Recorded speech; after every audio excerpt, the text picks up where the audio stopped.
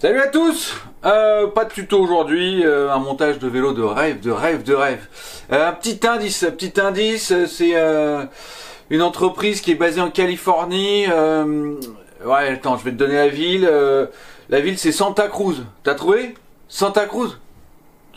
T'es mollo l'astico, Santa Cruz.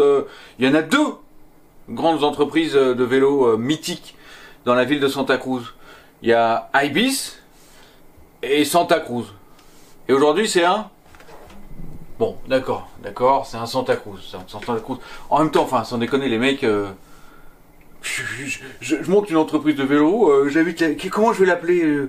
Ben, j'habite la ville de Santa Cruz, je vais l'appeler Santa Cruz. Ils se sont pas fait chier les mecs, hein. En France, t'imagines, si on faisait pareil, imagine la ville de Mon Cul. Ben, Mon Cul, tiens, je vais fabriquer une marque de vélo, elle va s'appeler Mon Cul.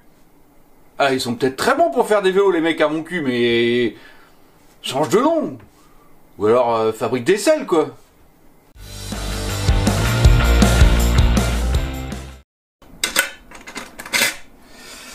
D'habitude, pour installer le vélo sur le pied d'atelier, je mets toujours une petite tige de sel pourrie.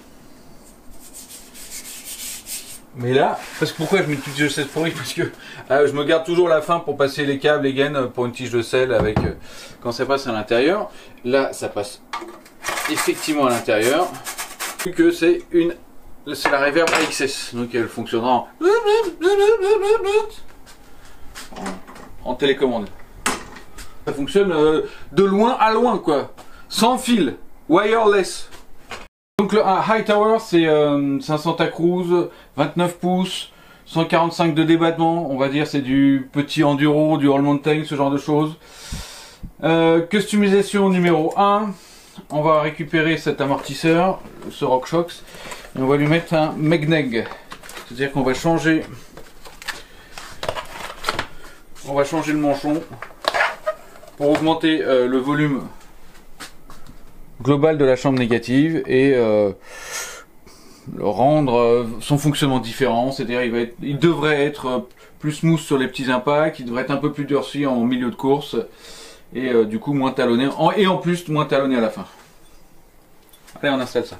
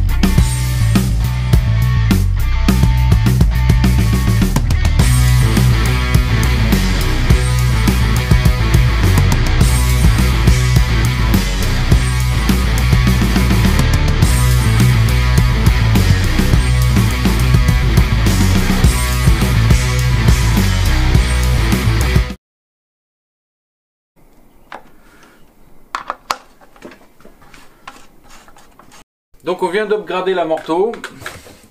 Ici la fourche, c'est une Lyric.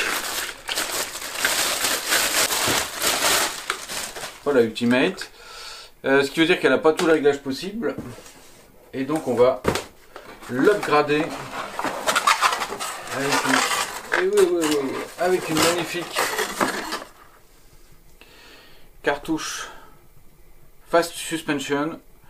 Donc ça c'est une entreprise française et qui va pouvoir permettre de régler les basses vitesses, les hautes vitesses.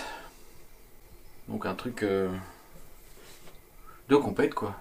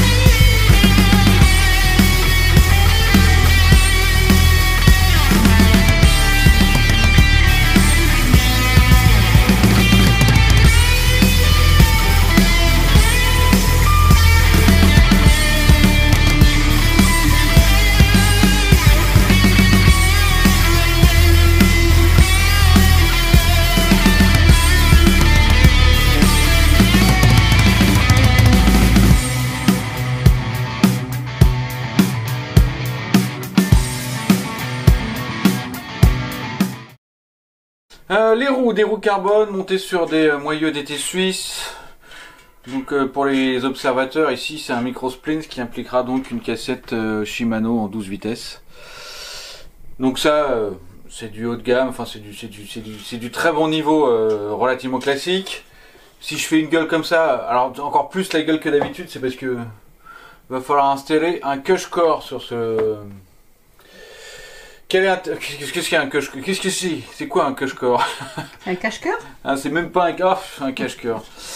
Un cush-core, c'est donc un insert qu'on met entre la jante et le pneu, qui a pour fonction principale de protéger la jante, ce qui est relativement intéressant sur effectivement une jante carbone. Et le cush-core, il a une fonction supplémentaire, c'est que tu peux quasiment rouler avec zéro PSI, hein, 0 bar dans ton truc. Il a une vraie fonction amortisseur supplémentaire. Donc pourquoi tu veux pas tout ça? Parce que c'est la mort à installer. C'est la mort. Là je m'apprête à suer 20 litres de flotte, à me battre comme un chien pour arriver à installer ça. Bah tu vois dès le départ, tu vois déjà que ça va faire chier le truc quoi, tu vois. C'est pas grave, allez on est parti. Et après je monte le vélo.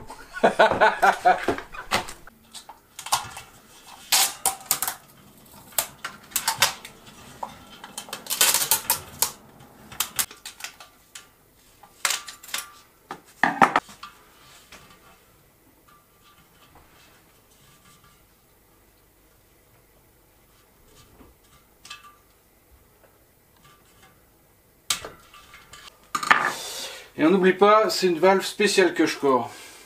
Pourquoi spéciale? Parce qu'elle permet de pouvoir injecter le préventif malgré l'insert qui appuie sur la valve. Et d'autres marques maintenant font des valves spéciales insert comme ça.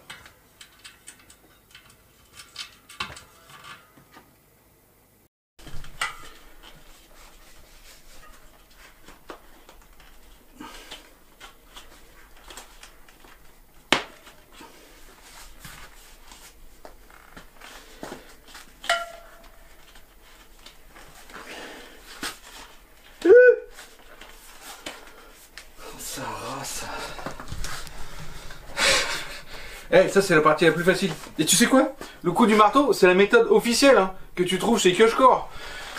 Ça donne une idée du bordel quoi. Vas-y, maintenant faut que je glisse un pneu là-dedans. Ouais. Eh mon copain, tu te gourres pas de sens hein. Là je vais en chier pendant 1 heure. Si c'est pour se rendre compte que tu l'as mis à l'envers, tu fais attention hein. Ah oui, ce sera un Taipan de Hutchinson à l'arrière.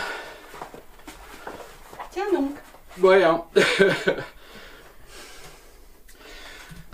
Allez, on fait un petit peu gaffe. Je le dis souvent, il y a un sens de rotation en pneu arrière qui n'est pas le même que le sens de rotation en pneu avant. Donc ici, je suis en rear. Je veux qu'il tourne dans ce sens-là. J'ai bon.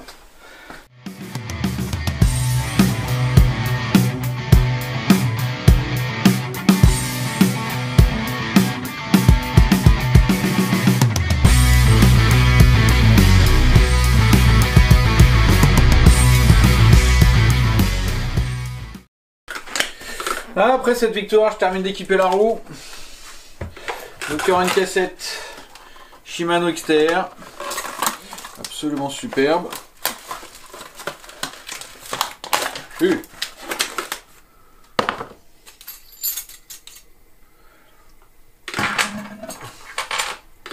Et un disque de frein Formula en 180. Oh, c'est fait exprès pour pas... Ouais.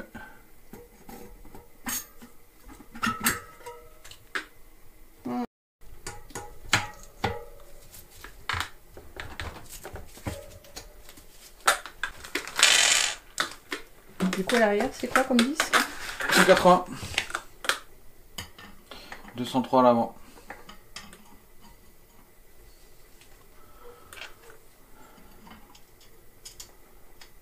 Pourquoi avoir mis 2 disques différents? Parce qu'on a besoin de plus de puissance à l'avant de manière générale et qu'un disque avec un rayon plus important, permet plus de puissance, un refroidissement plus important, parce qu'on freine majoritairement de l'avant. D'ailleurs, il n'y a que l'avant qui nous freine. Hein. Une fois que tu as bloqué l'arrière, ça dérape. Ça dérape et il ne se passe plus grand chose. Hein.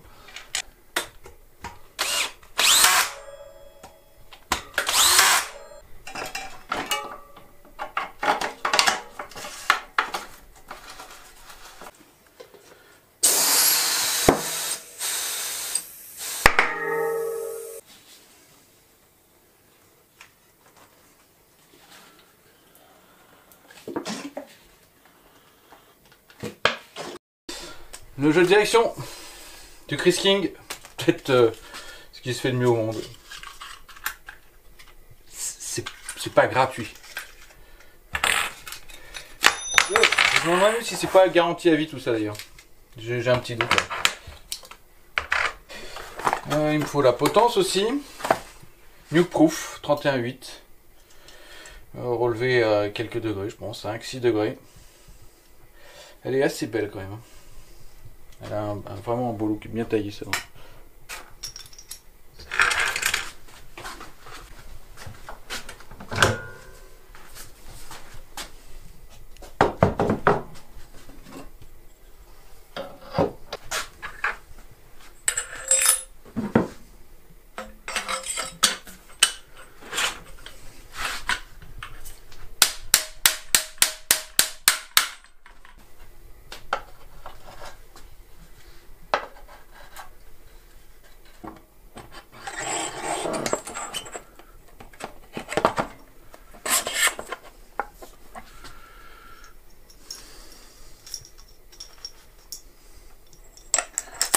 Oui.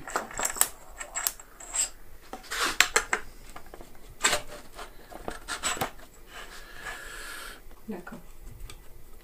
Vraiment.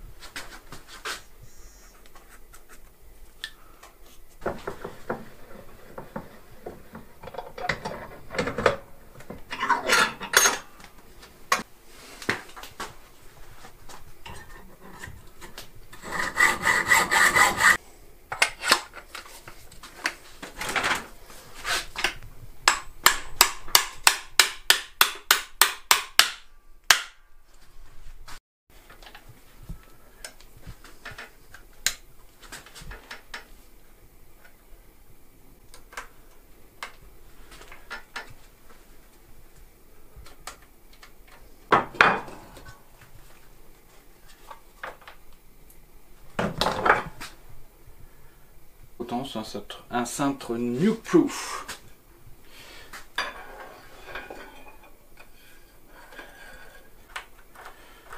Alors c'est volontaire si je fais pas en croix, parce qu'ici il faut d'abord serrer le haut avant de serrer le bas.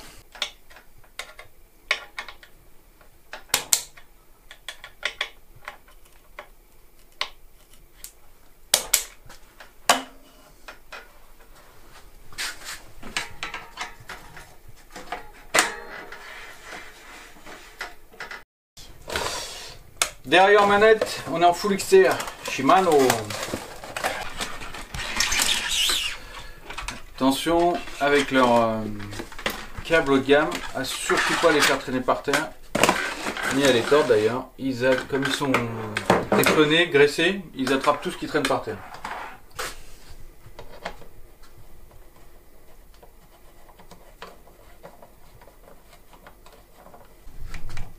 Le basse vitesse.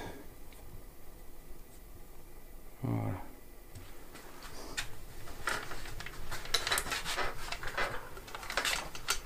Okay.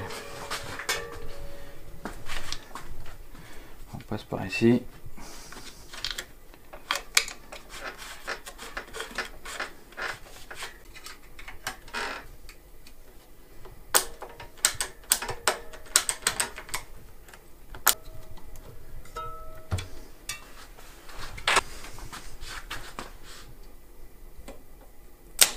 En pédalier, on continue du XTR et enchaîne XTR avec un plateau ovale Absolute Black 2, j'ai calé, hein, 30 dents.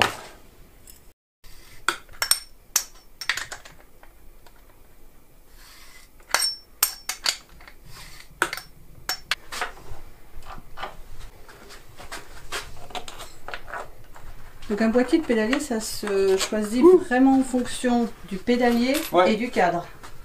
Exactement. Là on est sur du Shimano, ce qui veut dire que c'est un axe de 24.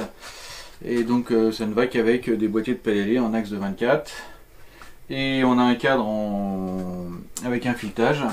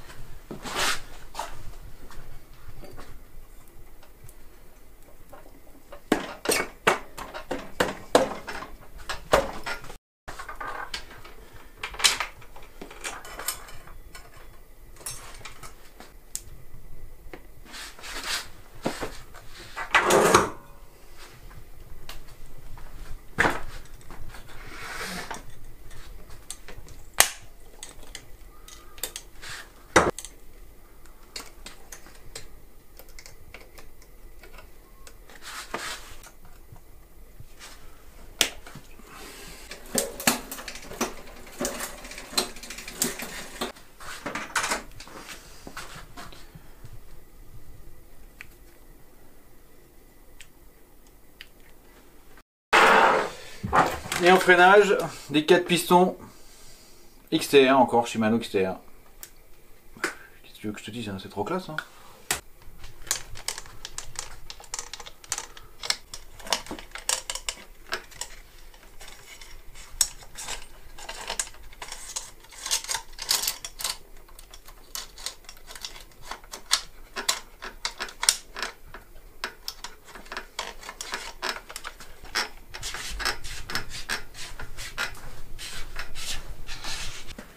Cigare.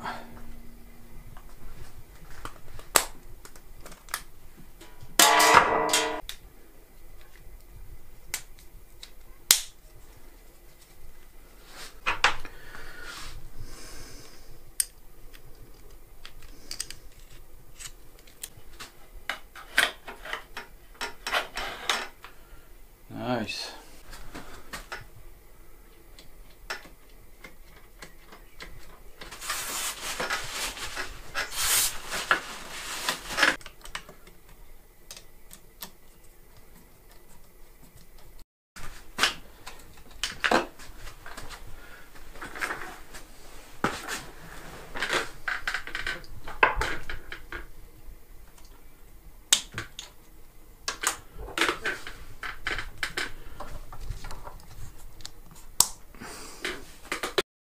Bon, bah, synchroniser.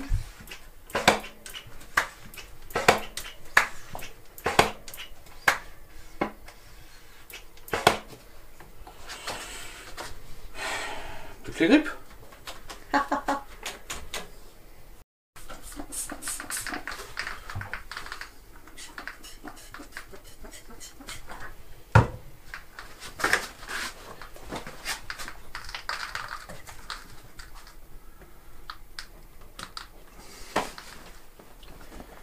Ouais, je sais déjà que c'est mort. Faut que ça aille vite.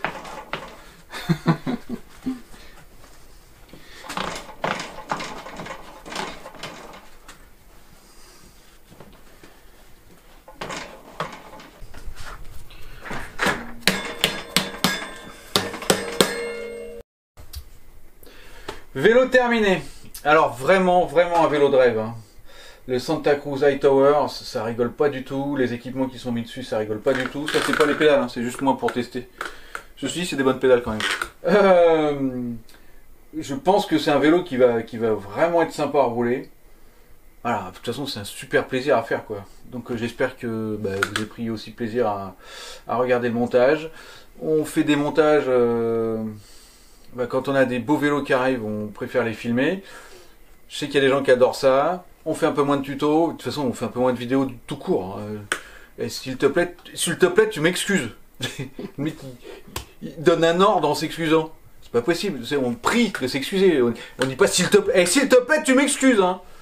parce qu'on est un poil débordé, parce qu'on n'a pas super le temps. Si on pouvait, on en ferait encore plus. Du coup, et s'il te plaît, tu m'excuses. Non, on vous prie de nous excuser pour l'irrégularité notoire du rythme de nos vidéos. Mais sinon, voilà, du coup, on peut caler un montage de rêve, on cale un montage de rêve. Bon, allez, sur ce, salut amigos! Namasté!